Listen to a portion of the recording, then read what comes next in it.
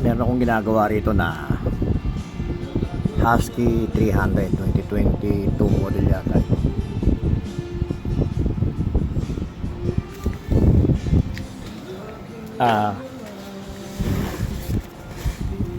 Naglilik yung tuti niya yan, no? Nakita ko sa ilalim mo yun. Yung hose na itim na yan, na malaki na yan, galing doon sa tangke ng tuti papunta sa injection pump, expire na, natudurog pala yan. Yan.